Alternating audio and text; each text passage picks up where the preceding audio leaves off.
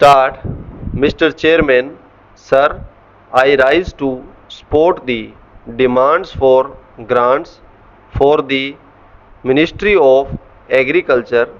I compliment our Honorable Minister who is keeping in view the dreams of our tour.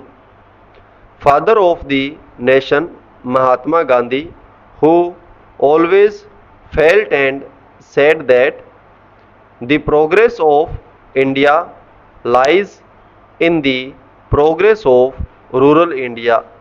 Sir, we have to fulfill the aspirations of the people of rural India. We have to make their dream come true. More than 70% of the people dwell in rural India. Therefore, a new democracy was introduced after the independence of India, and all are stalwarts who came and adorned this august house. Whether they were in opposition or in position, they also felt that agriculture is one of the most important aspects of livelihood of the Indian people.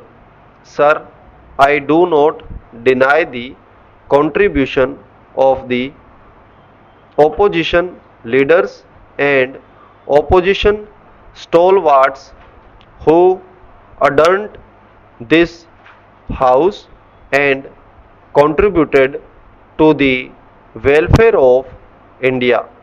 But I will be failing in my duty if I do not pay my compliments to Pandit Jawaharlal Nehru.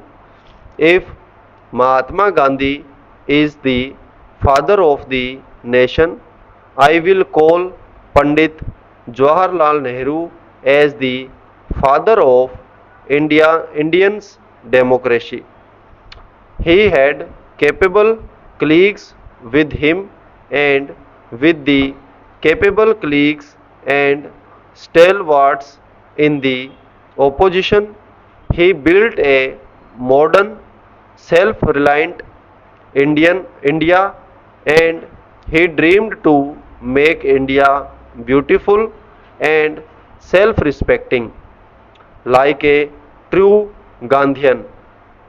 He started his movement and he thought of rural India.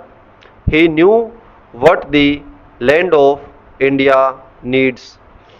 There used to be famine earlier, but he said what India needs is water. So he started programs to harness the rivers. He knew that we need power, and so he started power stations. That is how we started building up our India with the help of our great leaders like Pandit Jawaharlal Nehru. We started building up a self reliant India, the fruits of which we are now reaping in this august house. We are discussing the progress of rural India. After Pandit Jawaharlal Nehru, Shri Lal Bahadur Shastri started movement called Jai Jawan Jai Kisan. This movement also picked up. We started growing more food for the people of our country. Shrimati Indira Gandhi completed the task of Green Revolution.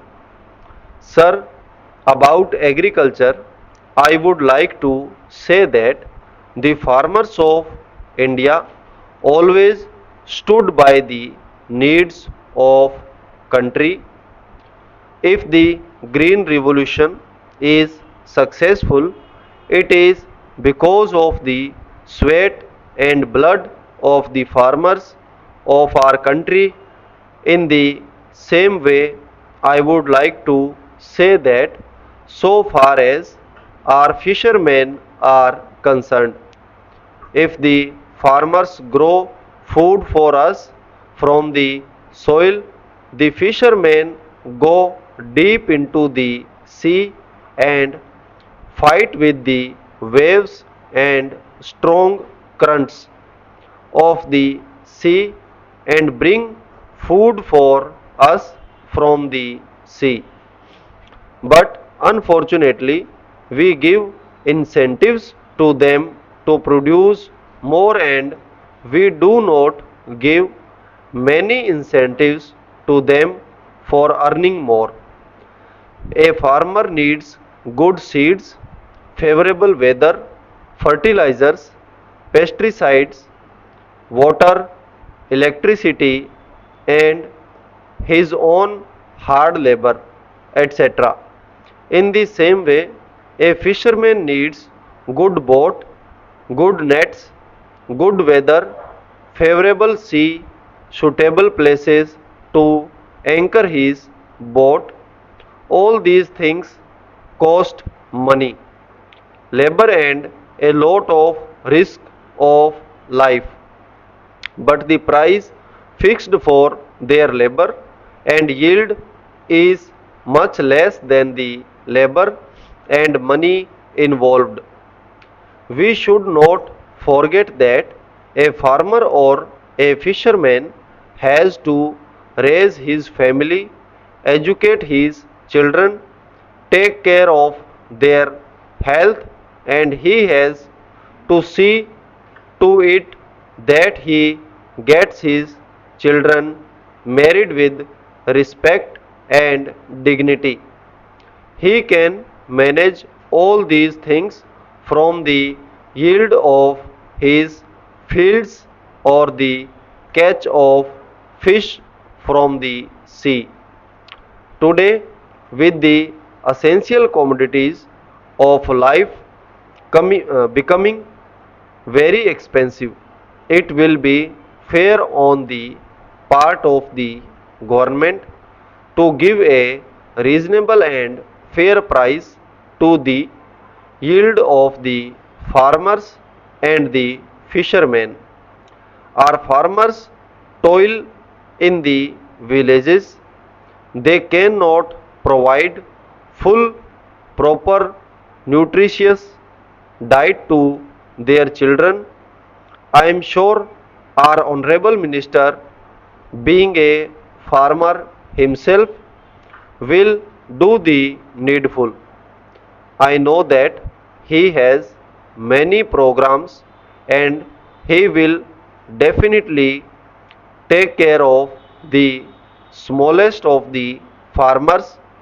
Further, about civil supplies and public distribution system, I feel that everything looks very rosy on paper, but at the grassroots level, the enthusiasm fades away.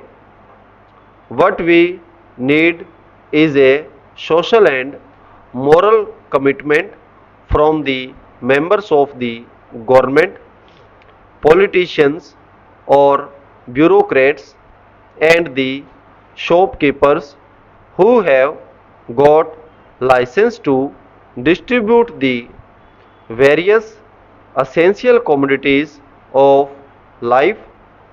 They all must have a commitment that any food stuff that reaches the poorest of the poor, any food stuff that reaches the villages, will be pure, of good quality, and wholesome. Sir, I thank you at last. Stop.